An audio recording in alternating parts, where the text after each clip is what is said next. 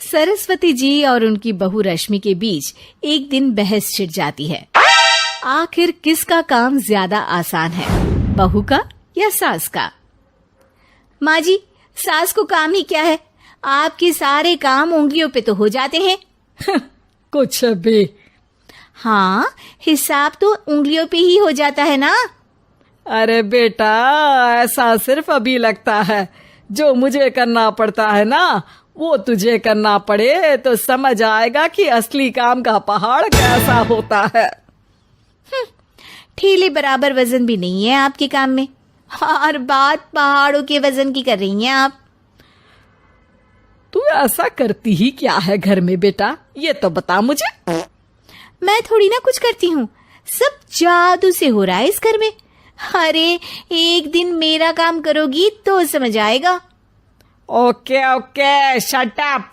कल से मैं घर के काम करूंगी और तू मेरी जगह हर चीज का हिसाब रखना, ठीक है? ठीक है।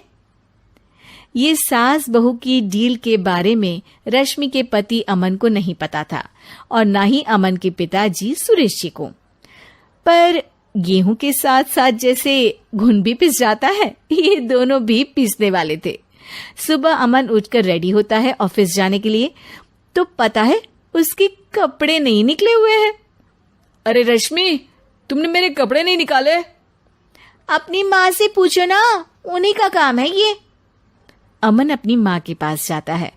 अब मेरे कपड़े आज आप देने वाले हो क्या माँ? हाँ, देना तो मुझे ही चाहिए, पर तेरी बहू ने कपड़े धोने ही नहीं डाले, तो कोई भी धुला हुआ कपड़ा नहीं है बेटा। हैं? ऐसा क्यों? कपड़े तो धोने आप ही देते हो ना माँ? अरे बहू ने तुझे बताया नहीं, अब हम अदल बदल गए हैं। मैं अब बहू और तेरी बीवी सास। अमन परेशान हो गया। वो बिना इस्त्री के कपड़े पहनकर ऑफिस चला गया। सरस्वती जी अपने घुटने के दर्द खाना बनाना याद रख पाई। उधर रश्मि पहले ही दिन घर की चाबी घुमा चुकी थी और 300 रुपए का हिसाब अलग नहीं मिल रहा था। पर दोनों का ही घमंड कैलाश पर्वत से भी बड़ा था, और दोनों ही खेमे एक दूसरे की बात मानने को बिल्कुल तैयार नहीं थे। शाम को जब सुरेश जी और अमन खाना खाने बैठते हैं, तो सरस्वती जी उनके सामने गाजर और पपीते लाकर रख देती हैं। अरे माँ, ये क्या है? ख्याली पुलाव के साथ सलाद। माँ जी खाना बनाना भूल गई लगता है। अरे एक एक चमन्नी का हिसाब है मेरे पास, खाना बनाना कैसे भूल जाऊंगी?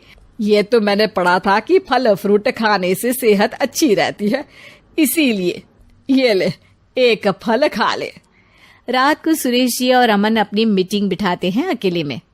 बाबूजी, इनकी लड़ाई के कारण ना हमें ठीक से खाना मिल रहा है, उल्टा घर के सारे काम रुक गए हैं।